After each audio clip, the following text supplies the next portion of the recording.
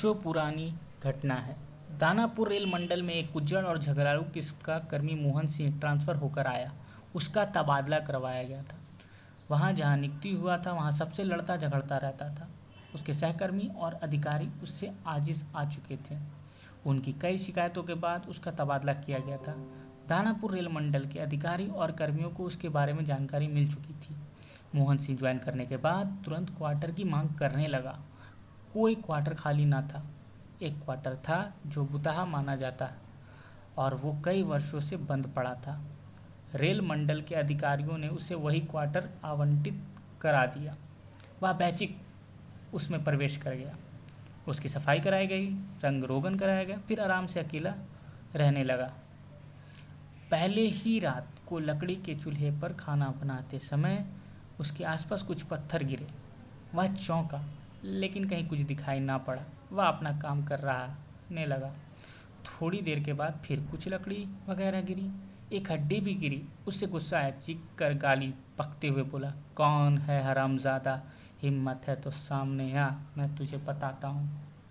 तभी ऊपर से एक आदमी का कटा हुआ पाँव गिरा।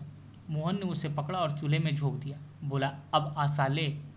जोरों से हंसने की आवाज़ आई और एक आदमी सामने आ खड़ा हुआ। उसने कहा, वाह बहादुर, तुम बिल्कुल भी नहीं डरे। लोग तो मेरी आहट से कांप जाते हैं। मोहन, क्या चाहते हो? किस लिए ये सब कर रहे थे? व्यक्ति, मुझे तुमसे बहुत ज़रूरी काम कराना है। तुम हिम्मती हो, इसलिए मुझे विश्वास है कि यह काम तुम ही कर सकते हो। मोहन, क्या करूं तुम्हारा कोई काम? क्यों करूं?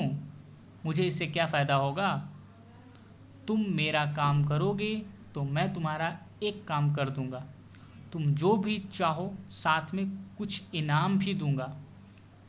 क्या मेरा तबादला वापस पुरानी जगह पर करा सकते हो?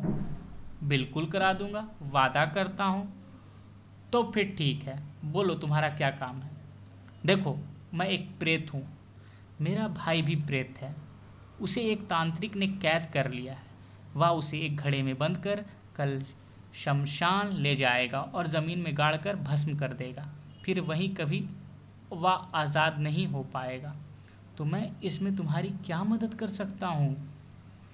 भूत ने बोला, तुम अगर घड़ा को तोड़ दोगे तो वह आज़ाद हो जाएगा। यह काम तो तुम भी कर सकते हो, मोहन ने बोला। तांत्रिक के बंधन के कारण कोई प्रेत यह काम नहीं कर सकता, इसलिए मैं कोई साहसी आदमी ढूंढ रहा था। ठीक है, मैं यह काम कर दूंगा, लेकिन मेरा तबादला कब कराओगे? मेरा काम होने के एक हफ्ते के अंदर तुम्हारा काम हो जाएगा। तुम्हें दूर से पत्थर मारकर घड़ा फोड़ देना है। कब चलना है? आज से ठीक 3 दिन बाद। मैं रात को 1 बजे तुम्हें शमशान के रास्ते में ले चलूँगा, जिधर से वह घड़ा लेकर गुजरेगा। ठीक है, मैं तैयार रहूँगा। तीसरे दिन रात के वक्त प्रेत नियत समय पर आया और मोहन को लेकर सुनसान इलाके में ले गया। थोड़ी देर बाद कुछ लोगों की आने की आहट मिली। मोहन ने देखा एक आदमी सिर पर घड़ा लिए जा रहा है। प्रेत ने इशारा किया। उसने जेब से पत्थर निकाला और निशाना लेकर जोर से घड़े पर मार दिया। निशाना सटीक बैठा।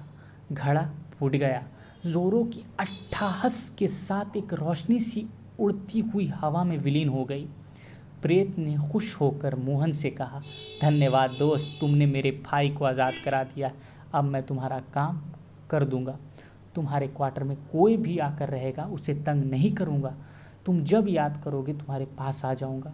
अगले दिन रेल मंडल के कार्मिक विभाग के अधिकारी के पास प्रेत पहुंचा और मोहन का तबादला करने को कहा। अधिकारी ने आनाकानी की और पूछा कि तुम कौन हो? तुम्हारी पैरवी मैं क्यों सुनूं? प्रेत ने कहा कि सोच विचार कर लीजिए, मैं फिर मिलूंगा। इसके बाद वह गायब हो गया। अधिकारी हैरान रह गया कि वह अचानक गायब कैसे हो गया। उसी रात अधिकारी जब अपने क्वार्टर में सोया हुआ था, प्रेत ने उसे झकझोर कर उठाया। वह भौचक्का रह गया। प्रेत, तुम्हारे घर के दरवाजे खिड़कियां सब बंद हैं, फिर भी मैं अंदर आ गया। इसी तरह चला भी जाऊंगा। समझे मैं कौन हूँ? मैं कुछ भी कर सकता हूँ। जिंदा रहना चाहते हो तो मेरी बात माननी ही पड़ेगी। मरना चाहती हो तो कोई बात नहीं, मैं अंतिम वार्निंग दे रहा हूँ, कल उसका तबादला का ऑर्डर निकलेगा, नहीं तो परसों तुम्हारी अर्थी निकलेगी। सोच लो क्या करना है। और वह गायब हो गया। अधिकारी मारे भय के कांपने लगा। रात भर नींद नहीं आई। सुबह ऑफिस पहुंचा तो सबसे पहले तबादला का लेटर तैयार कराया। इधर सुबह के वक्त जब मोहन सिंह उठा तो बिस्तर पर 10,000 रुपये की कड्डी दिखाई पड़ी। वह समझ गया कि उसका इनाम है। ऑफिस पहुंचा तो पता चला कि उसका तबादला का आदेश निकल चुका है। वह वापस धनबाद रेल मंडल भेजा जा रहा है।